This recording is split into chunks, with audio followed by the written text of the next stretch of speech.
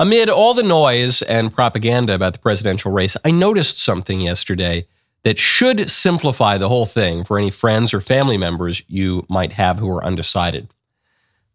I can't possibly be the first person to notice this. It's so glaring and absurd, but I haven't heard anyone else mention it.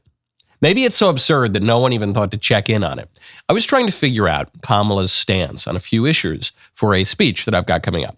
So I went to the Kamala campaign website to read the policy platform page. And that is when I noticed that Kamala does not have one. I thought this must be some kind of mistake. So I pulled up the Trump campaign page, and there, first link on the page is platform, followed by news, events, get involved, contribute, and shop. On the Harris page, the first link is just meet Kamala Harris, followed by meet Tim Walz, take action, store, and donate.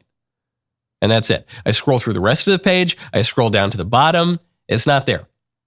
I read the Meet Kamala page. I thought maybe there was a policy platform hidden somewhere in there. Nope. Meet Tim Walz, same thing. The Trump campaign's top focus is telling the American people specifically what he will do as president. The Harris campaign is focused exclusively on spinning a yarn about who she is. One campaign is about political action. One campaign is about vibes. And the Kamala campaign is betting that the American people are so dumb and so frivolous that the vibes will win the day. I'm Michael Knowles. This is The Michael Knowles Show.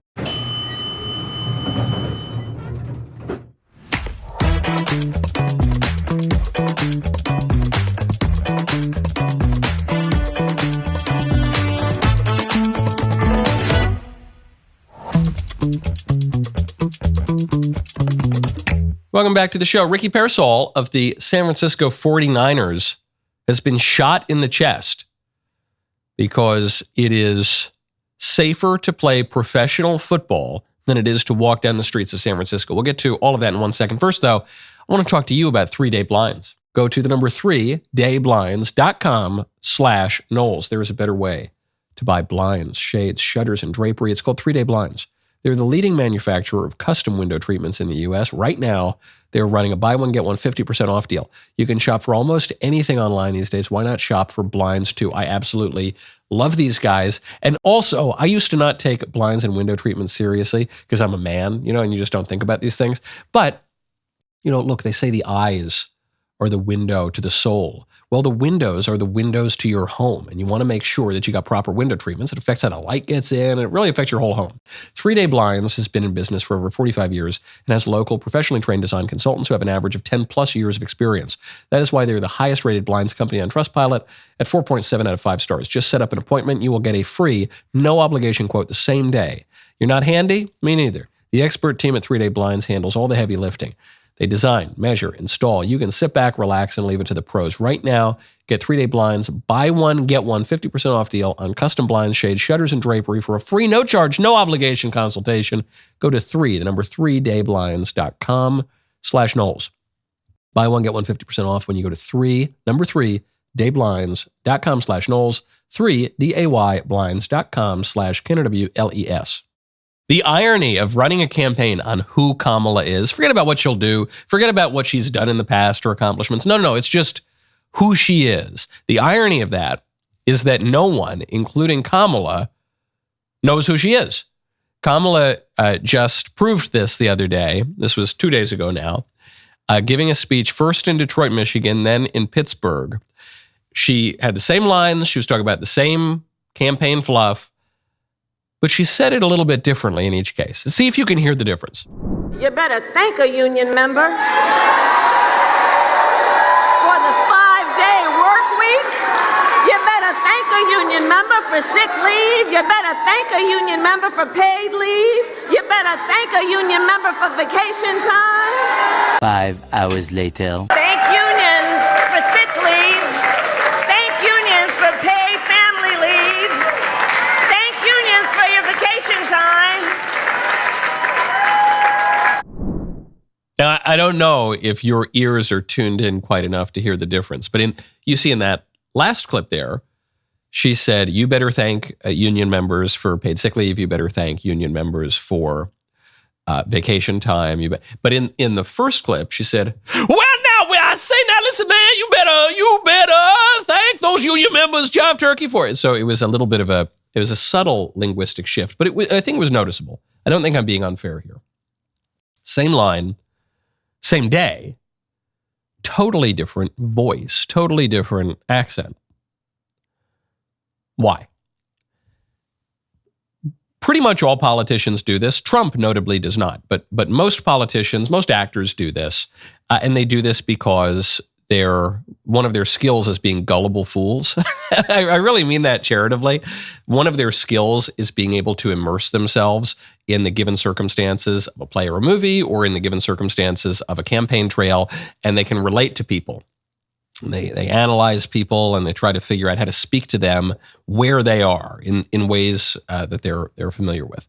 That's one reason. But the other reason why this would be so pronounced with Kamala, obviously, is that she comes from a mixed cultural background. This is one of the ironies of the first accent there. Was she talking real urban, and everything? Because this woman is half Jamaican and half Indian, and she grew up largely in Canada. So there's really no reason that she would be speaking in what she imagines to be the Detroit colloquial dialect.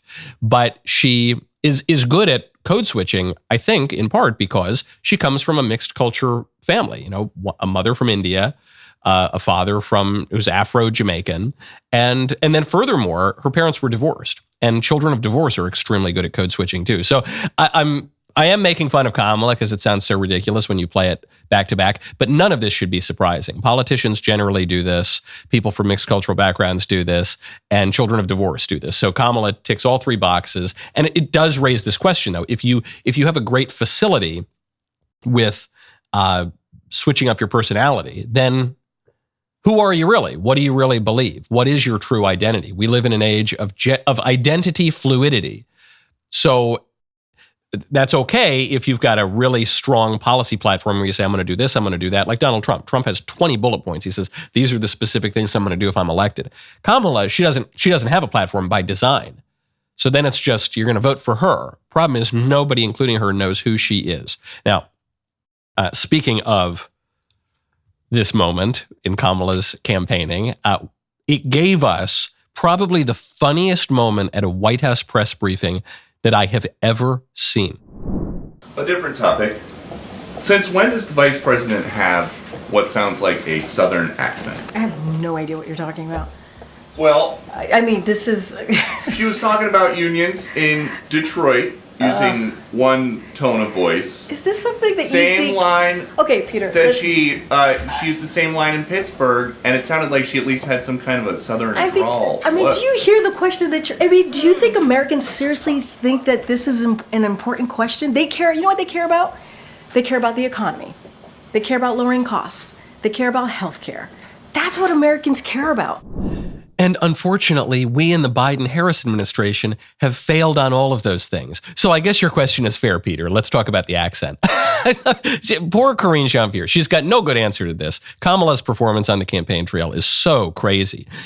When Hillary came out and she did her best Southern black drawl, I don't feel no ways tired, everyone made fun of that for years. And Kamala has just done the Hillary version times 100, orders of magnitude more ridiculous than whatever Hillary did on the trail. So KJP has no good answer that she could possibly give here. The problem for her, though, is the way she's evading the question, the way she pivoted, only underscored how terrible a job Biden and Harris have done in the White House. She says the American people, they want to talk about the economy, which is in shambles and as a matter of the price of consumer goods, and it's extremely shaky, and the Fed now is desperately trying to cut rates before the election, and so the economy, not great. They want to talk about, I don't know what, healthcare, migration, all these other areas that we've totally failed on.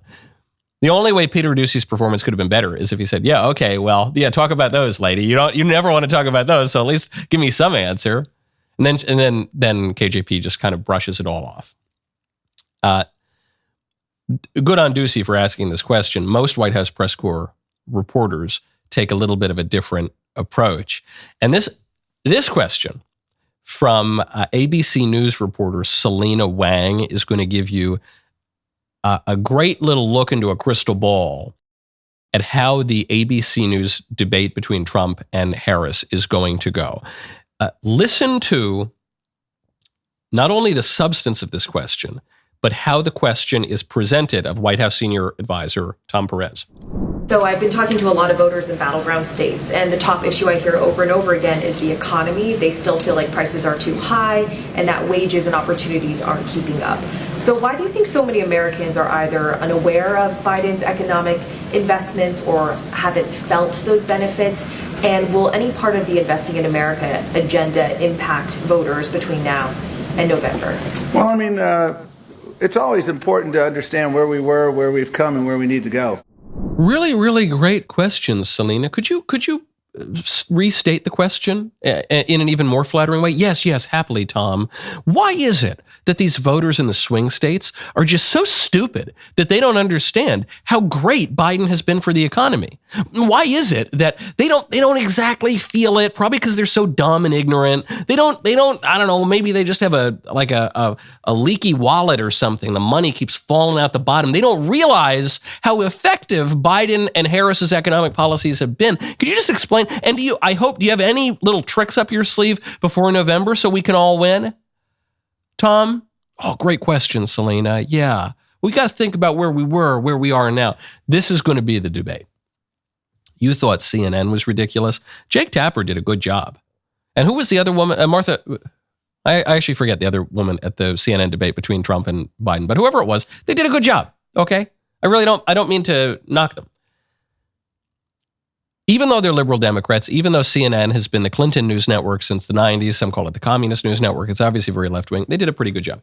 ABC, though, that's the big leagues of Democrat propaganda. The top political anchor at ABC is the former head of communications for the Clinton White House, a professional career propagandist for Democrats. And according to reports, one of the people running ABC News is a close friend of Kamala Harris, and this thing is going to be an absolute love fest for Kamala. And if that White House press corps reporter's question is any indication, boy, oh boy, the questions are going to be, Kamala, how is it that you're so fabulous? And Mr. Trump, when did you stop beating your wife? Now, we got to talk about real things, which is why you got to check out Pure Talk. Go to puretalk.com/Knowles. I'm going to let you in on a little wireless hack that can cut your cell phone bill in half every single month. Verizon, AT&T, and T-Mobile want you to believe that you need unlimited data so that they can overcharge you. But here's the fact. Most of you are buying way more data than you will ever need. With Pure Talk, you can choose how much data you actually want and save. For just $35 a month, you can get unlimited talk, text, and 15 gigs of data, plus mobile hotspot on America's most dependable 5G network. With that much data, you can browse the internet for 500 hours, stream 3,000 songs, or watch 30 hours of video.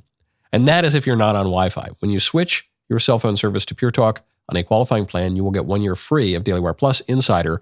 That is access to the library of DailyWire Plus movies, series, and documentaries, including Lady Ballers, What is a Woman, Mr. Burcham, Run, Hide, Fight, uncensored, ad-free daily shows, 1 year of our kids' platform, Bent Key, and a free Leftist Tears Tumblr. The only way you can get this special offer is by going to puretalk.com/Knowles or call and mention my name. Stop overpaying for your cell phone plan. Go to puretalk.com/Knowles, KNWLES. Switch to a qualifying plan. Get 1 year free of DailyWire Plus Insider. Speaking of journalism, really disturbing story has finally reached its conclusion. You remember the Covenant School shooting in Nashville. This occurred last year. It was when this identifying shooter went in and shot up a school of little Christian kids and a teacher.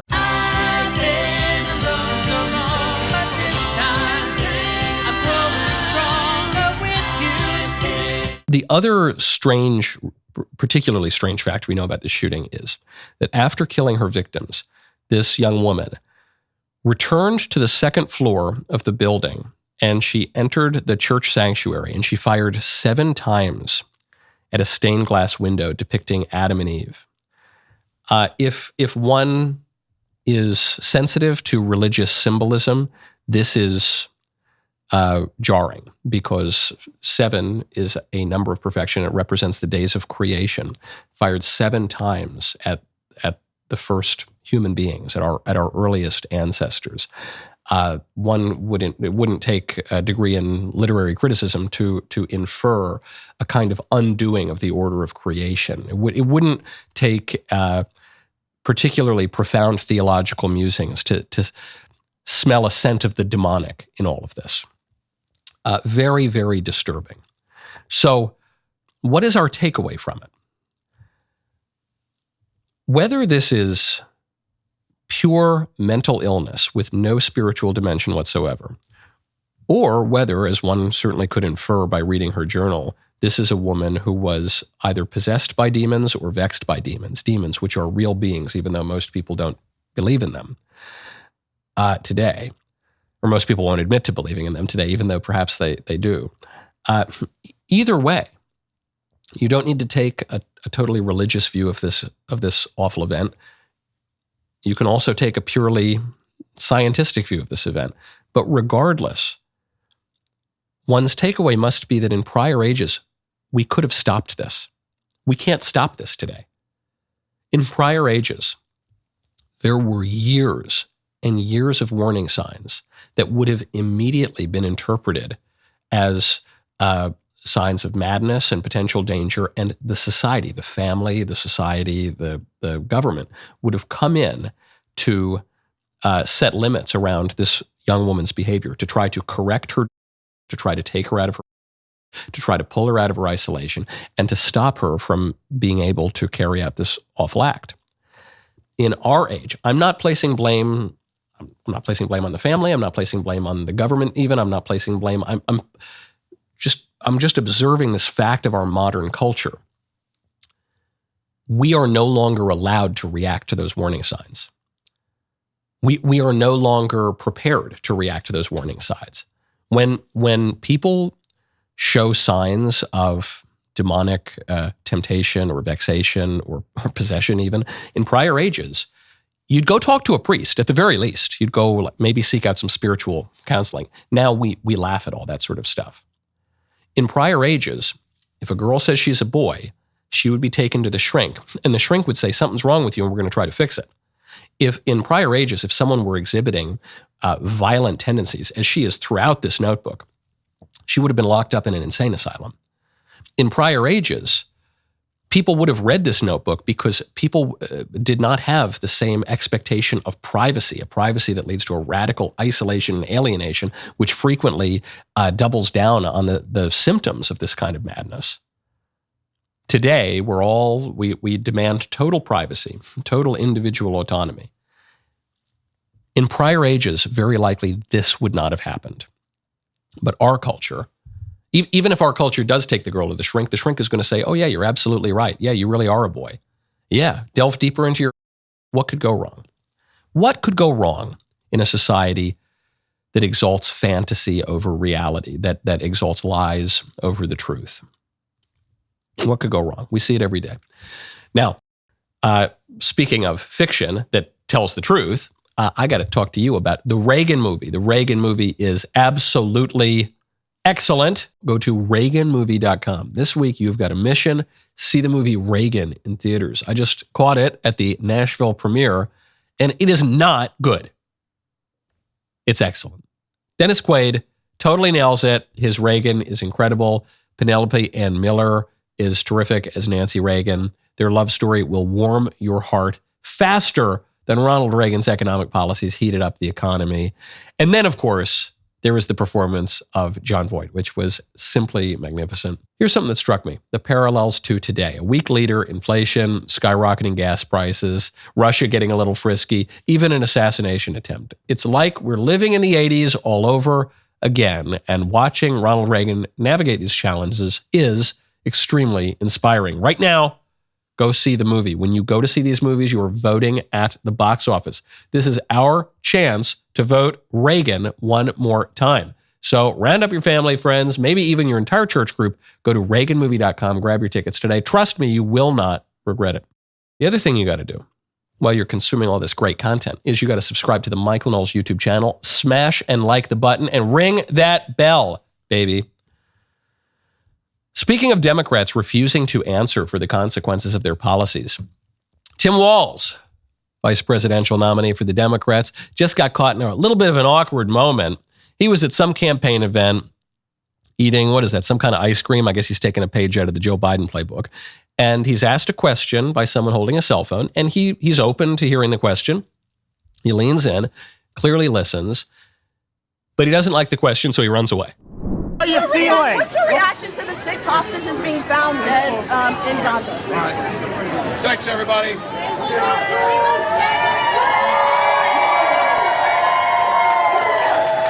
Thanks, everybody. Bye. We haven't even covered this story. 6 of the hostages, they're still being held by Hamas, were found dead before they could be rescued. So very, really awful, very sad story. And Tim Walz is asked about this. He obviously hears the question. He's looking right at the questioner. And then he says, I'm not going to answer that. Bye, see ya. And he walks away. And he's being criticized for this answer. This was a very smart answer. The non-answer was a very smart answer. In fact, it's the only answer that Walz could have given without seriously damaging himself. If he says, yes, this is terrible, bomb Hamas back to the Stone Age, he's going to lose the Democrat base, which is anti-Israel, pro-Palestine liberation, in some cases seems to be pro-Hamas. If he says, yeah, well, forget about it. What were those Israelis shouldn't have been there anyway. From the river to the sea, Palestine will be free. He will lose the support of most Americans who are more pro-Israel than pro-Palestine. And he will lose the support of elite Democrats who tend to be more pro-Israel, at least, than the activist base. He has no answer here. This is a classic wedge issue, which is a reminder that we need to push on those wedge issues. Unfortunately, some Republicans are focusing on wedge issues for our side, issues that split support even among our own base. I don't think that's necessarily a wise idea. Any campaign advisors who are suggesting that for any of the races, at the congressional level all the way up to the presidential, I think are misguided and they should reconsider. We want to focus on the wedge issues for the other side. So when President Trump is at this debate, the one debate Kamala Harris has agreed to, he has to hammer the Israel question because any way she answers, she is going to hurt herself. Just like any way Tim Walz would answer, he would hurt himself. And in a casual setting, he can just walk away from the question. Kamala can't walk away on that debate stage. Now, speaking of danger, Ricky Pearsall is a football player, I'm reliably informed. You know me, not the biggest sports fan. There is one sport I like, and really only one team I like, and that is the New York Yankees. And any sports activity that occurs outside of the context of Major League Baseball, and specifically the New York Yankees, I am not really aware of. So you can imagine my surprise when I learned yesterday that a very prominent football player was shot in the chest, and very few news outlets were talking about it. I thought, this is really strange. I understand why I didn't know, but I don't really follow football that much. But an NFL player is shot in the chest walking down the street in San Francisco. This should be national news, right? Oh, wait, it can't be national news because it proves that the Democrat policies in these Democrat cities are extremely dangerous. What happened? This guy, unbelievably, is alive because the bullet goes through his chest and somehow didn't hit any vital organs. So he's going to have to miss at least 4 games, and it's his rookie season, so that's too bad. But if he only has to miss 4 games, that's actually pretty impressive for getting shot in the chest. He's got someone, this guy Brandon Parker, who's going to fill the spot to replace him. He was shot not even in some dark, seedy back alley of San Francisco. He was shot near Union Square. He wasn't shot at 2 o'clock in the morning, leaving a club or a brothel or a drug den. No. He was shot on a Saturday afternoon, walking near a very popular part of what was once known as a very beautiful city in America.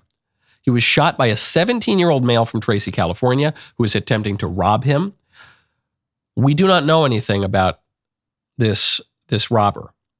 Because he's underage, details aren't being reported. Even if he were above age, if the details about his identity were damaging to the left-wing narrative about cities and crime, then they wouldn't report it either. Some are speculating, this is pure speculation, that he might be an illegal alien. So it could be. We don't know. It's pure speculation. But that is an amazing fact that the media are trying to cover up here.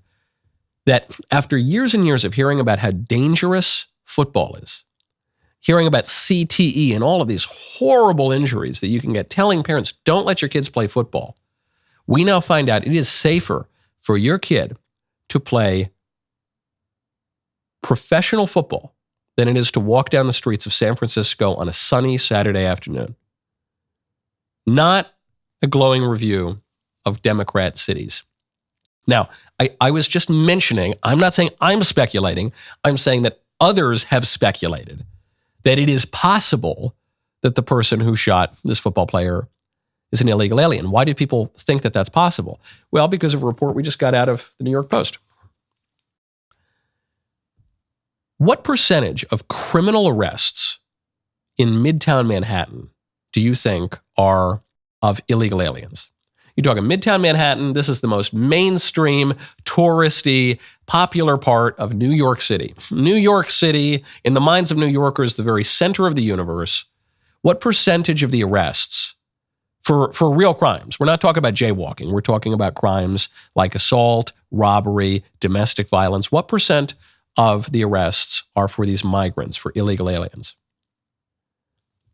75%, according to the New York Post.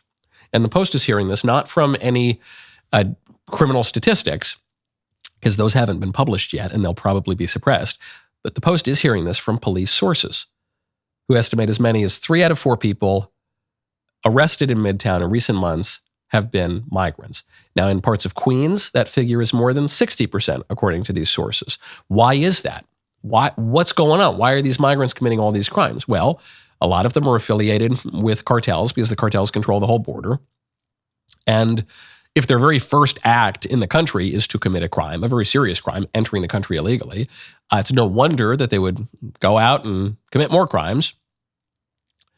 They're not assimilated to the culture. America used to be, it used to look much less favorably upon crime than it does now, but also because they know that in New York City, they're not going to get in trouble for it because there are sanctuary city laws, which means that New York City cops are not permitted to work with immigration enforcement.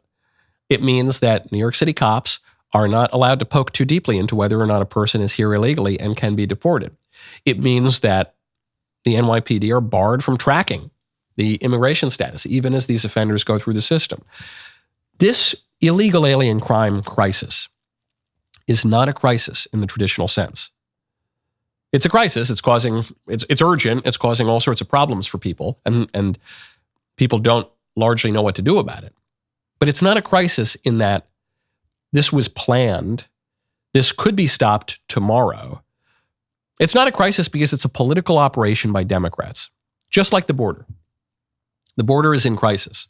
The Democrats tried to push through an amnesty bill that would actually make the border crisis worse and the mass migration crisis worse, and they called it a tough on the border bill, and they blamed Trump for shooting it down.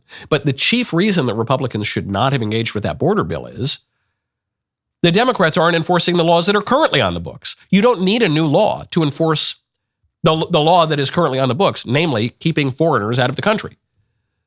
You don't need a new law to arrest people for committing crimes and track the other crimes they've committed and then ship them out if they shouldn't be here.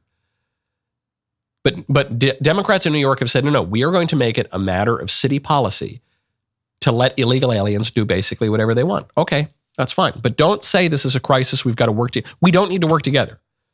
We need Democrats to stop protecting illegal aliens and stop encouraging them to commit crimes. That's what we need. Republicans are doing everything we can do. It's simply the Democrats who are preserving in law the right of foreign nationals to come into our country.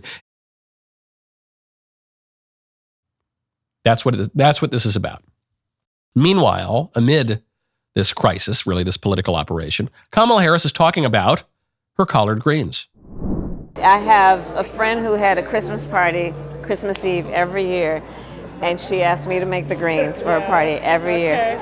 And I am not lying to you that I would make so many greens that I'd need to wash them in the bathtub. I'm telling you the truth. So how do you make your greens? Do you put turkey in them? Do you Bacon. Put nice. My grandma I used do to bacon. Put bacon. She puts Garlic. vinegar. I put white vinegar. Yes. I do. So I start with, I slice up my garlic. Well, but no, first I chop up the bacon fry it. and get all that fat going.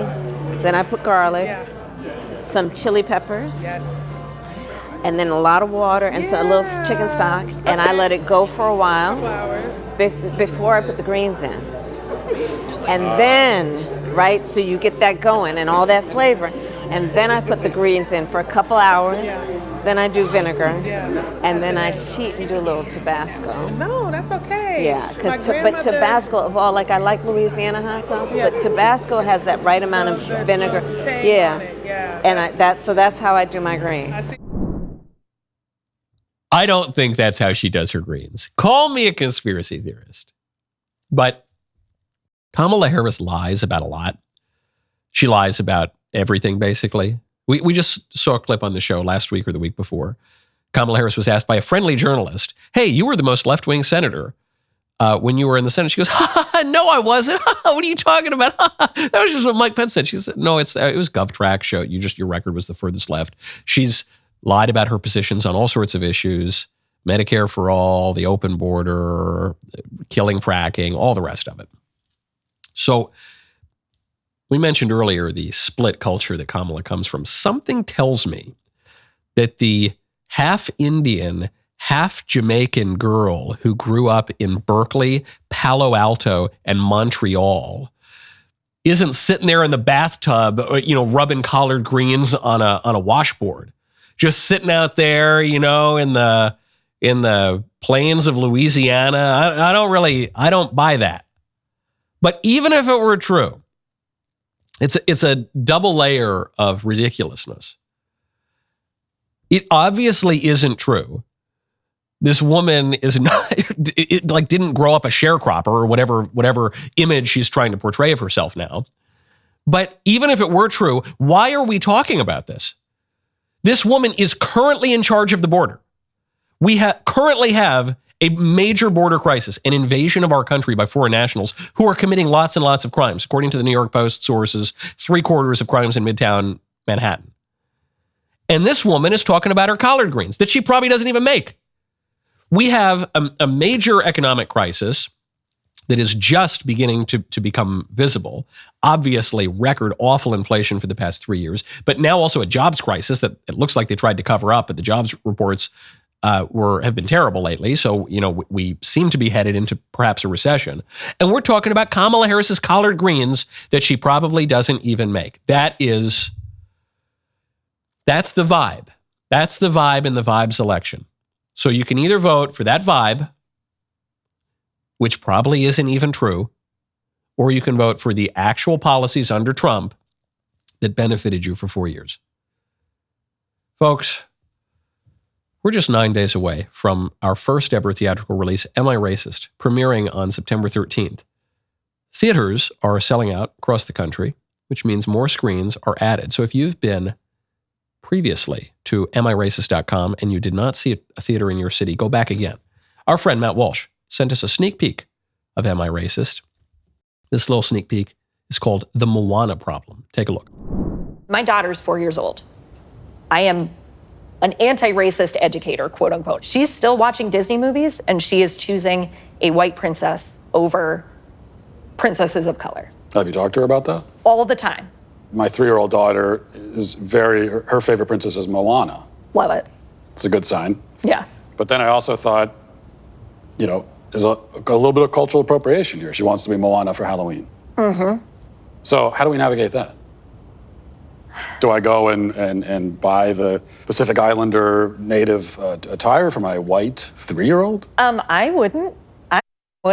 But I guess what we might call the Moana problem here is what, on one hand, there's cultural appropriation. On the other hand, there's gravitating towards white characters. Right.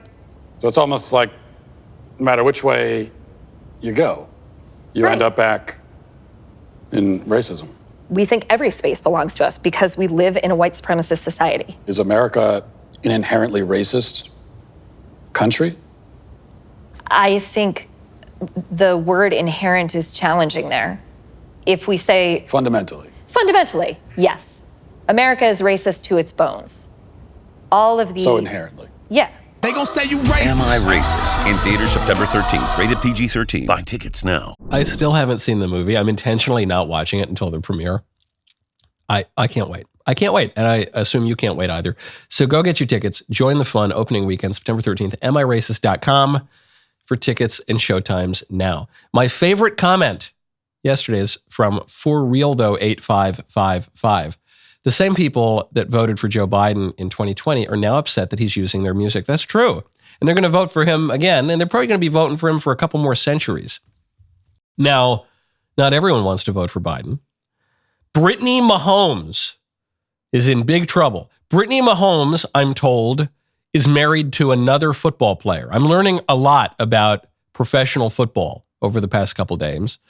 Brittany Mahomes' husband is the quarterback for the Kansas City Chiefs, Patrick Mahomes, and she, on social media, vaguely implied her support for Trump. I say vaguely implied because she didn't post a video saying, I love Trump, I endorse Trump. She didn't even repost Trump, pro-Trump content. She liked a comment that was supportive of Trump. She liked one. Now on Instagram, just like on Twitter, you could like a million comments. It doesn't mean all that much. But she liked, the wife of a football player liked a comment that appeared to be pro-Trump, and this caused an uproar. This was reported by TMZ Sports. This was reported by the liberal New York Daily News. And then after this hit the news, this woman unliked the comments. She had to go in. I don't know who told her. I don't know, was it her husband suggested maybe she unlike it? Did she do it of her own volition? Was it the team that told her husband that told her? Was it the NFL that told the team that told the husband that told her? I don't know. Whatever it was, a directive was issued. You must unlike the comments that might make it seem like you are open to the possibility of maybe supporting Donald Trump in 2024. These are the stakes for mainstream pop figures. I guess you probably know this. Whatever your job, wherever you are in the country, chances are you work for a liberal organization. Chances are if you showed up to your office, you showed up to your job site tomorrow wearing a MAGA hat, that might cause problems for you. Probably would. If you showed up to the water cooler chatting about how much you love Trump and J.D. Vance, you might get a talking to from HR. Certainly, if you had a sticker on your, on your cubicle, on your truck, on your wore a T-shirt or something, you would get in trouble. The same would not be the case if you wore a pro-Kamala shirt. And this reality of our work culture is only magnified in celebrity culture. Mainstream popular figures cannot so much as even hint that they may be sort of like a Republican. Not even the wives of the mainstream popular figures, even when those mainstream popular figures work in a sport that is watched almost exclusively by men, at least many of whom are conservative. Those are the stakes. Which is why whenever a cultural figure, like another actually Kansas City chief came out, seems supportive of generally conservative views and causes, when they do this, it requires such courage and they deserve such applause for it. It's very, the pressure, whatever pressure you feel at your job, in your community, at the local PTA, whatever, to shut up about your conservative views, and I know it's intense pressure, magnify that by a bazillion. That's what these mainstream pop figures are feeling. It's why I give them a little bit of grace when they unlike the comments or whatever. But that is how rigged the system is against conservatives. The system does not merely comprise the government and the ballot box. The system is everything. It's the media, it's sports, it's entertainment, it's corporations, it's corporate boards, it's the diversity office at the college. It's the whole polity. It's the whole way that the society functions. And it is all 100% statistically rigged against conservatives. And if you contradict them, you're going to be in trouble. Now, speaking of political stakes, I don't want to go today before we get to this charming little story. A former top aide to the Democrat governor of New York, Kathy Hochul, who also, I guess, worked for the previous governor of New York, Andy Cuomo, has just been arrested for being an unregistered foreign agent working on behalf of the Chinese Communist Party. This woman, Linda Sun, former deputy chief of staff to Hochul, is charged with violating the Foreign Agents Registration Act, visa fraud, alien smuggling, money laundering conspiracy. Her husband also arrested on charges of money laundering conspiracy, bank fraud, conspiracy to commit bank fraud, misuse of means of identification. Apparently, they laundered this money to buy a $4 million home in Long Island, a $2 million condo in Hawaii, in Honolulu, luxury cars, including a Ferrari, which are very hard to get, as the car guys will tell you, managed to get that. So this was a big deal, influencing New York, which is a very powerful state. What did she get paid for? Well, she was pretty successful at working for the Communist Chinese Party. They were able to block representatives of the Taiwanese government from having access to the New York governor's office. This woman was able to change Hochul's and another politician's messaging regarding the CCP. This spy was able to obtain official proclamations from Governor Hochul for Chinese representatives, and even tried to facilitate a trip by Hochul to China, though that one didn't really work. So if you're not from New York, you might not be familiar with the recent history, but every single governor of New York goes down on corruption.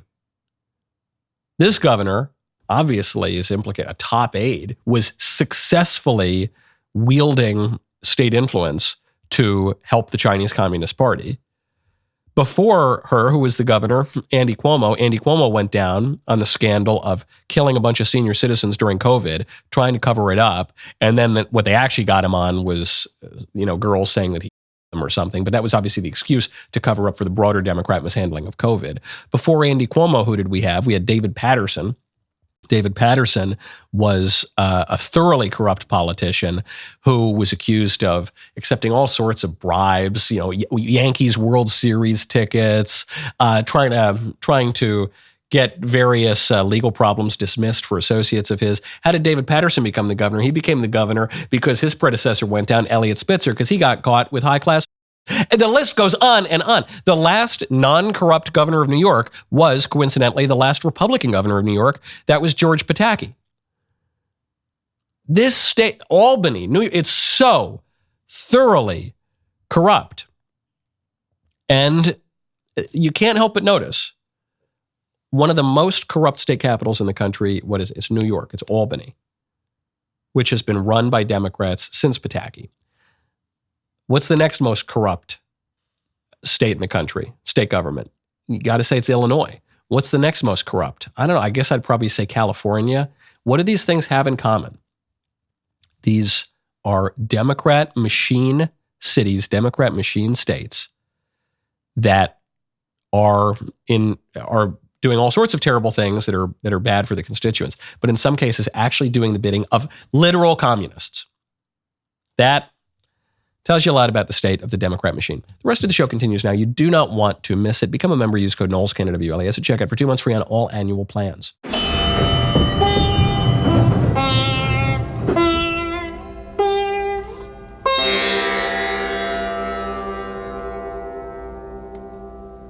Republicans are Nazis. You cannot separate yourselves from the bad white people.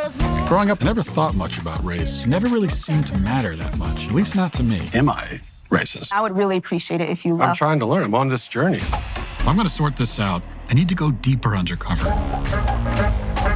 gon' say I'm racist. Joining us now is Matt, certified DEI expert. Here's my certification. And what you're doing is you're stretching out of your whiteness. This is more for you and less for you. Is America inherently racist? The word inherent is challenging there. I want to rename the George Washington Monument to the George Floyd Monument. America is racist to its bones. So inherently. Yeah, this country is a piece of White. Folks. White. Trash. White supremacy. White woman. White boy. Is there a black person around? What's a black person right here? Does he not They gon' exist? say I'm racist. Hi, Robin. Hi. What's your name? I'm Matt. I just had to ask who you are because you have to be careful. Never be too careful. They gon' say you racist. Buy your tickets now. In theaters September 13th. Rated PG-13.